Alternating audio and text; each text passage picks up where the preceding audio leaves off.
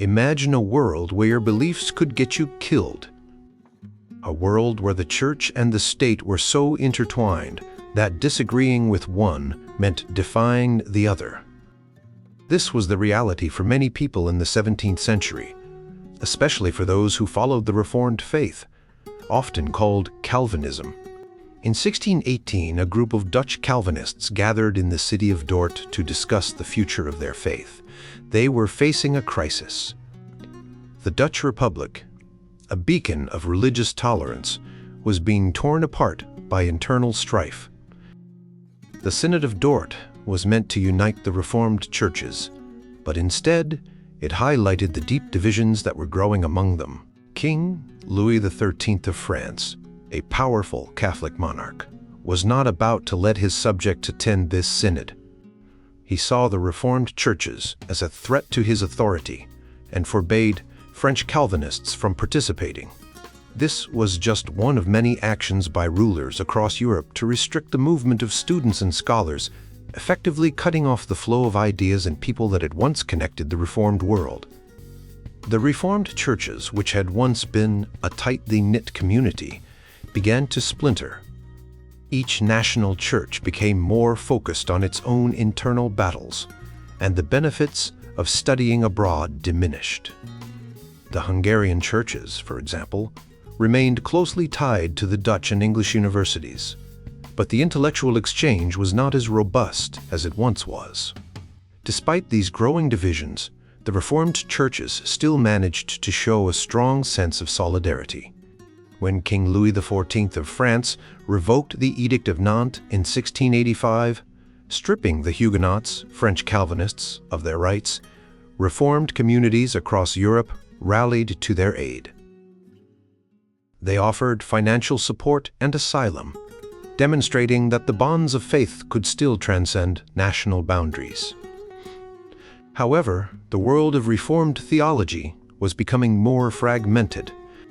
The Westminster Confession of Faith, drafted in the middle of the century, and the Helvetic Consensus written later were important documents, but their influence was limited to specific regions. Unlike the Synod of Dort, which had been recognized by virtually all Reformed churches, these later confessions were more localized. The Reformed faith was also becoming associated with resistance and economic prosperity. In the early 1600s, both Catholic and Reformed polemicists accused each other of fostering rebellion and regicide. The Dutch revolt against Spanish rule, the Huguenot resistance in France, and the Gunpowder Plot in England were all seen as evidence of the dangerous potential of religious dissent. By the time of the English Revolution, the link between Reformed Protestantism and rebellion was firmly established. Reformed Protestants led many of the most significant uprisings of the century, from the Hungarian rebellions to the Scottish Covenanters and the Glorious Revolution. This association with resistance became a defining feature of the Reformed faith, even as many Reformed political theorists argued against the legitimacy of all resistance to authority. Economically, the Reformed faith was also becoming associated with success. The Netherlands and Britain, both Reformed strongholds, were among the most prosperous regions in Europe. The expulsion of the Huguenots from France in 1685 was seen as a self-inflicted wound, as the country lost many skilled and industrious citizens. Economic commentators began to draw connections between Reformed Protestantism and economic vitality, suggesting that the faith's emphasis on hard work and discipline was a key factor in this success. As the century progressed, the Reformed faith was increasingly seen as a force for both resistance and prosperity. This perception was not without its critics, but it began to shape the way people understood the Reformed tradition. The Reformed churches, once united by a common cause, were now a diverse and sometimes contentious network of communities, each with its own unique challenges and strengths. The story of the Reformed faith in the 17th century is a tale of division and solidarity, of resistance and prosperity. It is a story that continues to resonate today, reminding us of the complex and often contradictory nature of religious and political movements. The Protestant Reformation brought about massive changes, especially in the role of the clergy. Before the Reformation, the clergy were a powerful and privileged group, often seen as a separate class, but the Reformation changed all that. It reduced the size of the clergy, removed many of their privileges, and redefined their roles. Instead of being a mediating priesthood, they became more like pastors and teachers, focusing on preaching and teaching the Bible. The Reformation transformed the clergy from a privileged class to a learned profession. This change was more dramatic in the Reformed churches of continental Europe than in the Church of England. The Reformed churches believed that a well-educated clergy was essential for effective preaching and teaching. They argued that the old system of the Catholic Church, with its many layers of clergy and strict hierarchies, was not working. The Reformed churches wanted to create a more equal and educated ministry. The Reformation was in many ways a rebellion against the Catholic clergy. People were angry with the Catholic Church for its corruption and for keeping the Bible away from ordinary people. They saw the Catholic clergy as self-serving and dishonest. This anger helped fuel the Reformation. When Reformed churches were established, they often dissolved monasteries and removed many of the privileges that the Catholic clergy had enjoyed. For example, in the Dutch Republic, the number of clergy dropped from about 18,000 in 1500 to around 1,500 in the 17th century. The status and legal privileges of the clergy also changed. Before the Reformation, the clergy were considered the first estate and had many special rights. After the Reformation, they were often seen as professionals and state servants. For instance, in Hesse, ministers were grouped with other officials and did not have the same tax exemptions as before. However, in some places, like Transylvania, the Reformed clergy still enjoyed noble status and tax exemptions. Despite the reduction in size and privileges, the Reformed churches did not eliminate the special role of the ministry. The idea that all believers are priests, the priesthood of all believers, was initially popular but soon faded. Reformed leaders realized that not everyone could interpret the Bible correctly. They believed that only trained theologians should be ministers, and that these ministers had a unique role in teaching and leading the church. Zwingli, a key Reformed leader, wrote that only ministers should teach the Bible, even though lay people could tell the difference between true and false teaching. The French Reformed churches also emphasized the importance of trained ministers. They saw ministers as special ambassadors of God, with the ability to interpret the Bible and lead the church. However, this did not mean that lay people had no role. They were still encouraged to study the Bible and to think critically about what they heard in church. A French Reformed devotional book from the late 17th century advised believers to listen carefully to their pastor in church, but to also study the Bible at home to verify what they had heard. To become a minister in the Reformed churches, one needed extensive education. Ministers were expected to know the Bible deeply, understand multiple languages, and be familiar with philosophy and history. This led to the founding of many institutions to train future ministers. For example, Zwingli established the Prophesei in 1525 to train ministers, and many other Reformed churches followed suit. The University of Leiden in the Netherlands was founded just 3 years after the Reformation began there, with the goal of training Reformed ministers. Reformed churches also set high standards for the behavior of their ministers. Ministers were expected to be moral, to speak clearly, and to be able to comfort and guide their congregation.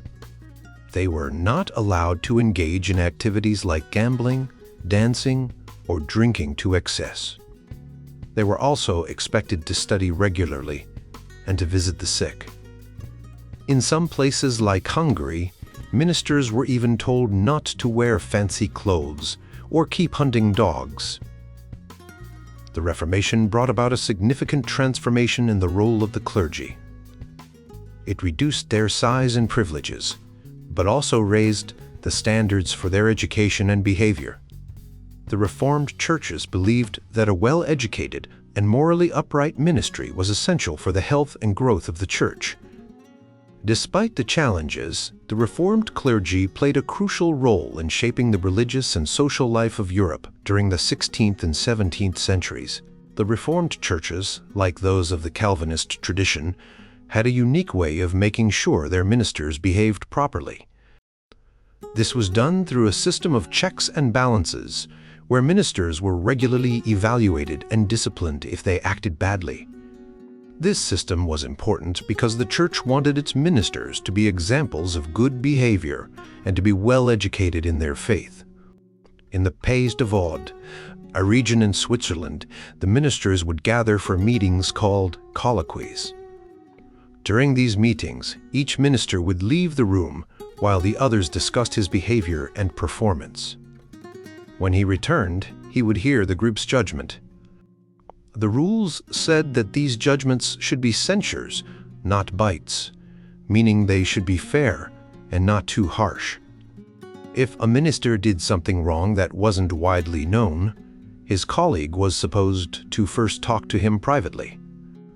If the minister didn't improve, then the issue could be brought up in the group. In other places, like Aberdeen in Scotland, church leaders would visit parishes to check on the ministers. They would ask the elders and heads of households questions to see if the minister was doing his job well. For example, they would ask if the minister preached on Sundays, if he was careful to reprove sin, if he stayed at home and didn't go out unnecessarily, if he was respectful and pious, and if he visited the sick and helped maintain peace in the community. These visits were also common in the Netherlands, but sometimes they were not as thorough as the rules demanded. In some areas, visitors might check up on multiple parishes in a single day, so they couldn't spend a lot of time in each one. However, even these quick visits were important because they reminded ministers to behave well and warned them that more intensive investigations could follow if problems were found. The Reformed churches also worked hard to make sure their ministers were well educated and financially stable. They believed that once property was given to the church, it should always be used for spiritual purposes.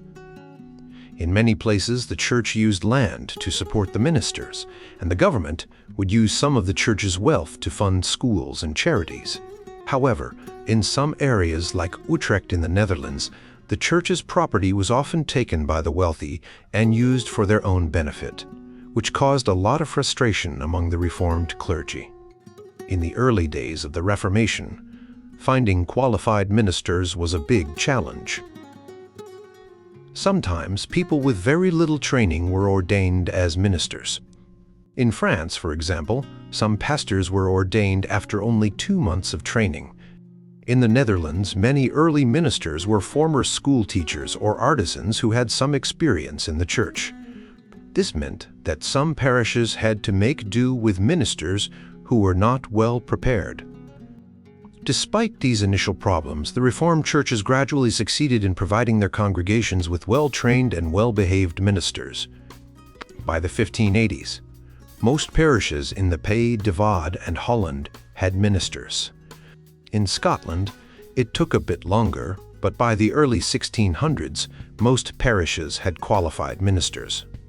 By the 1630s, almost all new ministers in the Palatinate and the Netherlands had university degrees in theology. In England, the process was slower. The religious changes during the 1500s and 1600s made it difficult to maintain a consistent standard of education for ministers. It wasn't until the late 1600s that the English church caught up with the Reformed churches on the continent in terms of having well-educated ministers in every parish. One example of a well-prepared minister is John Bell, a Scottish man who became a minister in the late 1600s. His mother encouraged him to become a minister from a young age.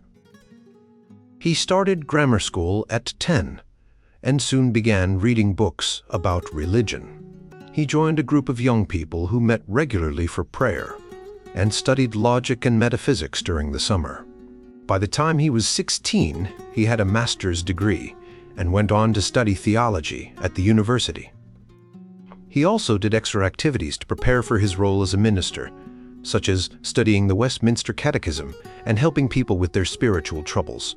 At 20, he was ready to become a minister and quickly found a parish to serve. By the late 1600s, most future ministers had to complete a long and rigorous education before they could start their careers. In places like Hesse Kassel in Germany, ministers usually started their first pastorate around the age of 28 or 31. This long preparation period helped ensure that the ministers were well equipped to serve their communities and uphold the high standards set by the Reformed churches. Bell was known for his single-minded focus on his calling as a minister. Unlike other future ministers who allowed themselves some distractions, Bell stayed committed to his studies. For example, Paul Ferry, a respected pastor from Metz, wrote poetry and taught his son music and art. In the 1640s, students at Saumur's Academy were scolded for wearing wigs, going to balls, and even dueling. Despite these distractions, the expectations for students remained high. One pastor, Benedict Pictet, was disappointed with a student who only worked 13 hours a day, saying that to become a useful scholar, one must work harder than even the artisans. Once appointed, ministers usually stayed in the same parish for a long time. There was a clear hierarchy in terms of pay and status, with larger urban churches paying more. In France and the Netherlands, the most respected pastors often moved to bigger and more prestigious churches. In England and Scotland, however, the path to higher positions, like bishop or dean, rarely involved working in a regular parish. Over time, most parish ministers earned a good income. In Scotland, between 1590 and 1640, the government raised the pay for ministers, making it better than that of many landowners. In Zweibrücken, efforts were made to increase ministers' salaries, though there were still differences between parishes. In the Netherlands, the minimum pay for ministers was regularly increased. The Church of England, however, was different. The value of church positions varied widely, and many poor parishes couldn't support a clergyman properly. This led to some clergymen holding multiple positions, a practice that became more common in the 17th century. By the 17th century, most Reformed ministers received a comfortable salary. They were also well respected and often married into families of merchants, doctors, and other professionals. Many ministers came from modest backgrounds like merchants, craftsmen, and small landowners. Over time, a significant number of ministers were the sons of other ministers. In the Netherlands, for example, the percentage of new ministers who were sons of ministers increased from 18% to 29% over the century. In places where large fortunes were rare, ministers could seem quite wealthy. In New England, ministers' estates were among the largest, and in Scotland, their wealth often ranked above most other groups. In France and England, ministers often lived in comfortable homes and paid high taxes, indicating their status. Some French ministers, especially those in large urban churches, were quite well off, owning houses, land, and valuable jewelry. However, in regions with many small churches, some ministers were still poor. There were different types of Reformed pastors. Some were wise and kind, living peacefully with their communities. Others were strict moral reformers, often involved in disciplinary actions. Some were deeply scholarly, spending much of their time studying and writing. For example, Michel de Bourgault, a pastor in Roquecourre, was known for his skills in theology, medicine, and music, and was well loved by his parishioners. Isaac Silvius, a pastor in Layrac, was more focused on moral reform, often dealing with issues like dancing and masked balls. Philippe Lenoir de Crevin, a pastor in Blaine, was very scholarly, writing treatises and poems and spending a lot of time reading and studying. The libraries of Reformed ministers were often extensive. Abraham de la Cloche, a pastor in Metz, left behind 838 books, many of which were religious or theological. He had multiple editions of the Bible in different languages, commentaries and dictionaries. His library also included a wide range of literary, historical, and scientific books, showing his broad interests. While de la Cloche's library was larger than most, it was not unusual for Reformed ministers to have well-stocked libraries. In contrast, Catholic parish priests typically had much smaller libraries, often with fewer than 25 books, mostly focused on practical religious matters. The Reformed churches succeeded in creating a learned, morally respectable, and economically comfortable ministry. This transformation meant that rural ministers were often culturally different from their parishioners, and their professional values were reinforced by gatherings and conferences. The English church, however, took longer to achieve a well-educated ministry, which led to the development of new styles of evangelization. The changes in the parish clergy were not unique to the Reformed churches. Similar transformations occurred in Lutheran and Catholic churches, though the emphasis on biblical learning and preaching was particularly strong in Protestant churches. The role of lay people in church administration was a significant feature of many Reformed churches, setting them apart from Lutheran churches. While Lutheran churches were often led by pastors who were well-educated and economically comfortable, Reformed churches involved lay elders and deacons in various aspects of church life. This involvement was seen as a way to make the church more participatory and even somewhat democratic. Although the original intent of John Calvin, a key figure in the Reformed tradition, was more aristocratic, Calvin believed in a fourfold ministry which included pastors, teachers, elders, and deacons. He allowed for the initial election of elders, and this system of involving lay people in church discipline might have helped prevent the kind of anti-clericalism that often arose when pastors alone held all the power.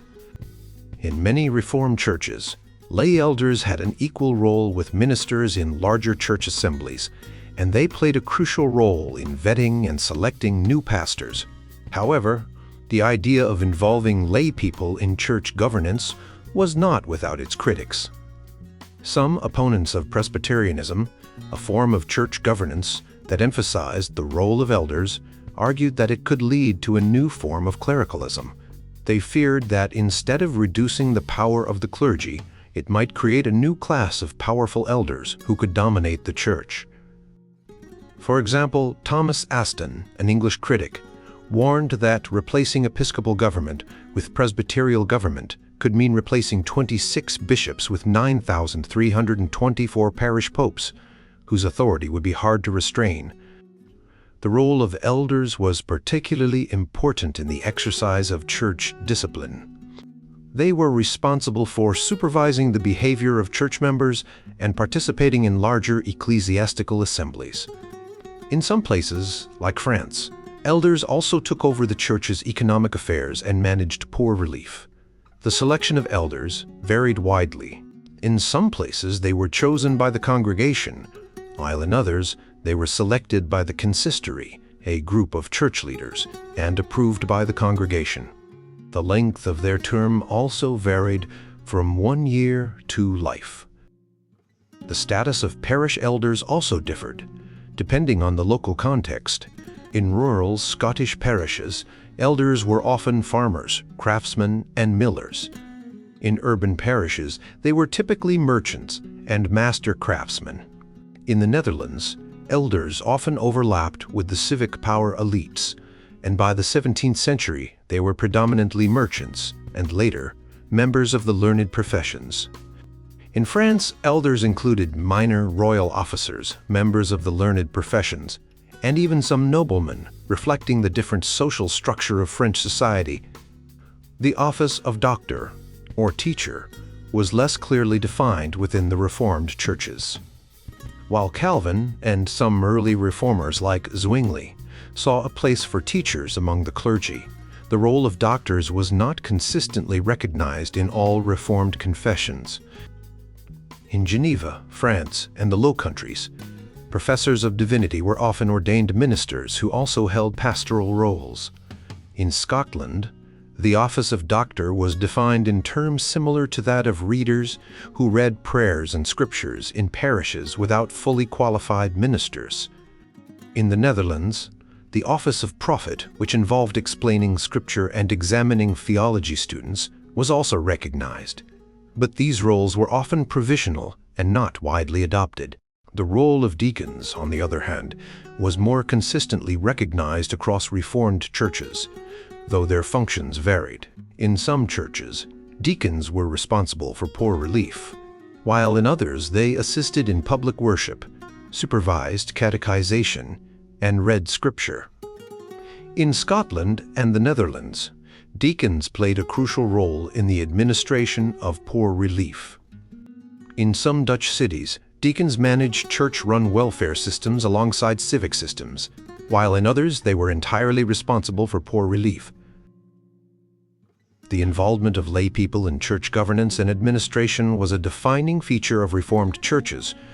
It reflected a belief in the importance of the priesthood of all believers, and aimed to create a more participatory and balanced church structure. However, the practical implementation of this ideal varied widely, and the role of lay leaders was often influenced by local social and political conditions.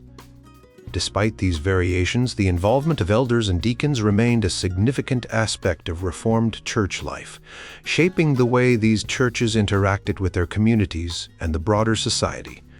The role of elders in the Reformed churches was a bit like being a teacher in a classroom, but for an entire community. They were supposed to help keep everyone on the right path, both morally and spiritually. But this wasn't always easy, especially in places where people didn't want to be told what to do. In 1582, John VI of Nassau-Dillenburg tried to set up a system where elders would help keep the community in line. But many people in the rural areas didn't like the idea. They thought it was too much like being spied on. When they were asked to become elders, many people said no. Some who did take the job didn't do it very well. One elder didn't even go to church, and another had a child out of wedlock.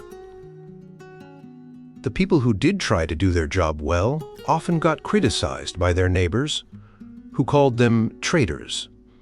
This wasn't the case everywhere, though. In some places, like Delft and the surrounding area, people were more willing to serve as elders.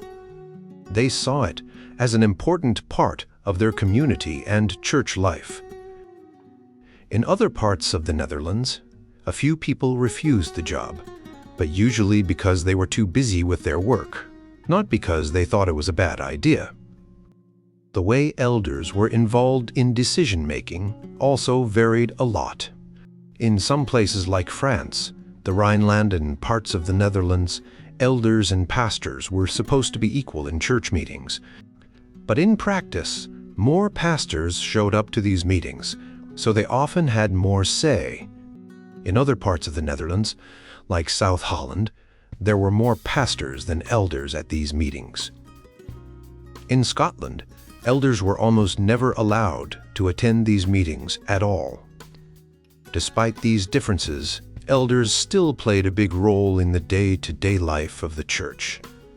They helped with things like making sure people behaved well, collecting and giving out charity, and teaching children.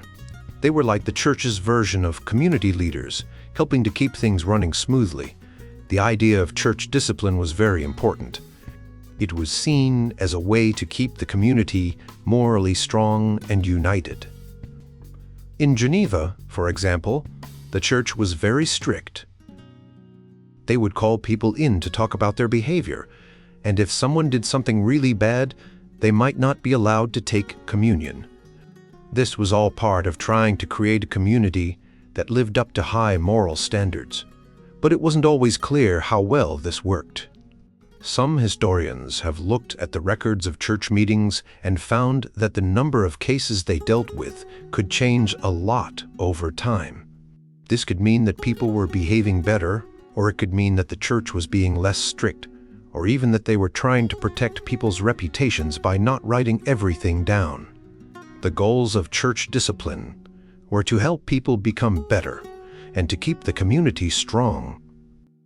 But sometimes it felt more like a way for the church leaders to control people. In some places, the church worked closely with the government to enforce rules, which made it even more like being policed. In the end, the role of elders and the way church discipline worked varied a lot, depending on where you lived. But in many places, they were still seen as important for keeping the community and the church strong and united. In the early modern period, the elders played a crucial role in the consistory, which was like a small court within the church. These elders were usually well-respected members of the community, and their job was to keep an eye on the behavior of church members. They would report any misdeeds to the consistory, a group that met weekly to decide what to do about these issues. The consistory meetings were quite serious.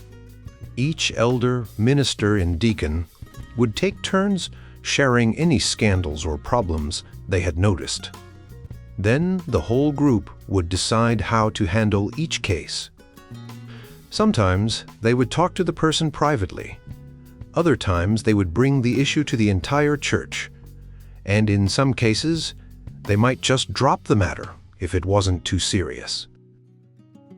To help with their job, elders and ministers would often visit the homes of church members at least once a year. These visits sometimes led to new issues being brought to the consistory.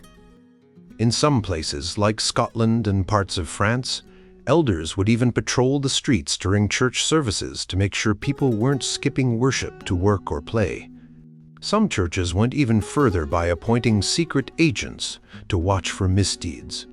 In Aberdeen, Scotland, there were secret censurers and captors who could fine people on the spot for swearing or blasphemy. If someone couldn't pay the fine, they might even get a slap on the hand. In Ganges, France, the consistory once sent an elder to check if a church member still had a crucifix or statues of saints in her house. Another time, a group of elders climbed a hill to peek over a garden wall to see if a man and a woman were having an affair. The consistory also relied on the community for help. In Amsterdam, there was a box in the church where people could drop signed reports about bad behavior. In Montauban, France, an unsigned note left on a counter in the church led to a case about a servant woman who had an illegitimate child. People were often willing to report their neighbors and friends, sometimes even getting excited about it. In Geneva in 1611, 8 people were ready to confirm that a woman and a soldier had been seen kissing and being intimate in a window. However, not everyone was eager to help. In Stirlingshire, Scotland, cases of fornication often only came to light when a pregnancy couldn't be hidden anymore. Neighbors usually knew what was going on, but didn't report it. Some church members resented the consistory's intrusion and refused to go when summoned. In the Pays de Vaud, Switzerland, one person complained that they felt like they were living under a Spanish Inquisition. When the consistory learned about a problem, they had several options. They could refer serious crimes to the secular authorities, try to mediate disputes, or investigate the issue. If the accusation was true, they would apply penalties based on the severity of the offense, how public it was, and whether the person showed remorse. The church in Nimes, France had 6 levels of punishment, from a private warning to full excommunication. Excommunication was rare because it meant the person was cut off from all social contacts with church members. Public apologies and shaming were especially painful in a society that valued honor. Some people refused to apologize for months or tried to negotiate less humiliating terms, but sometimes the system worked well. For example, when Johanne Salo confessed her adultery in the French church in London in 1560, many people were moved by her genuine regret and welcomed her back into the community. The consistory's activities were often influenced by the local political context and the community's support. In some places, like Geneva, in the 1540s and 1550s, there were debates about whether the church should have its own system of discipline. Ministers and church synods usually supported these systems, but some lay members and ministers opposed them. The consistory could be seen as an instrument of elite control, but it could also be a way for the community to regulate itself. Studies of consistory records show that the intensity of surveillance varied a lot. Geneva in the 1560s was particularly strict, but most other places were much less rigorous. Only a few places, like St. Andrews in Scotland during Andrew Melville's ministry, came close to Geneva's level of strictness. Charismatic ministers could sometimes inspire brief periods of intense discipline, but this was the exception rather than the norm. Over time, the strictness of the consistory often decreased. In Geneva, for example, the rate of suspensions from communion dropped significantly from the 1560s to the 1720s. This suggests that the consistory's role and methods evolved as the community and its leaders changed. In Scotland, despite the use of shaming and fines, the consistory's intervention in people's lives was relatively limited. This shows that the effectiveness and nature of consistory discipline depended a lot on the local context and the people involved. As we wrap up our journey through the history of church discipline in Scotland, France, and the Netherlands, it's clear that these religious bodies had a big job to do. They were tasked with guiding the moral and religious lives of their communities, which was no small task, especially in times of great change and uncertainty. In Scotland, the kirk sessions and presbyteries were the first formal institutions to enforce rules about behavior across the country. They had to be careful at first because the Reformation, which brought these new rules, was only supported by a fraction of the people. Despite this, they dove into their work, focusing a lot on sexual misconduct. This included things like adultery, unmarried couples living together, and fornication that led to pregnancy. These were the most serious and public issues they dealt with. They also paid attention to people who skipped church, broke the Sabbath, or participated in disapproved religious practices like celebrating Yuletide. Over time, the kirk sessions and presbyteries became more accepted, and fewer people ignored their calls to appear before them. By the 17th century, they were still very concerned with sexual misconduct, but they also started to look at other issues, like working on Sundays, drunkenness, and cursing. The intensity of their efforts varied, with some periods seeing more strict enforcement than others. In France, the Huguenot churches had a different approach. They were more ambitious at first, trying to change a wide range of behaviors. They reprimanded people for things like gambling, making items for Catholic churches, and even for eating meat during Lent. In cities like Nimes, the church worked closely with the government to crack down on prostitution, dueling, and dancing. They even went as far as telling women to tone down their makeup and hair slopes. However, after the Edict of Nantes in 1598 and the Peace of Alais in 1629, the Huguenots lost a lot of their political power. This led to a decline in the number of disciplinary cases, as the church feared driving members away by being too strict. By the late 17th century, they were mostly dealing with serious public scandals rather than minor infractions. In the Netherlands, the situation in Amsterdam was unique. Despite being a large and growing city, the Reformed Church in Amsterdam was more focused on upholding the values of the merchant community. They dealt with a wide range of issues, from sexual misconduct to bankruptcy. The church was particularly strict about financial matters, as failing to meet one's obligations was seen as a serious offense against the community. In smaller towns like Emden and Stedtland, the disciplinary boards actually became more active over time. They dealt with a variety of issues, from drunkenness and slander to theft and gambling. These boards worked to reinforce the community's values and gain more respect from the people they served. Despite the differences in how these churches approached discipline, they all shared a common goal: to uphold the moral and religious standards they believed were essential for their communities. Whether it was fighting against Catholic practices, promoting regular worship, or reprimanding blasphemy, these bodies played a crucial role in shaping the identity and behavior of their members. In the end, the story of these church disciplinary bodies is a story of adaptation.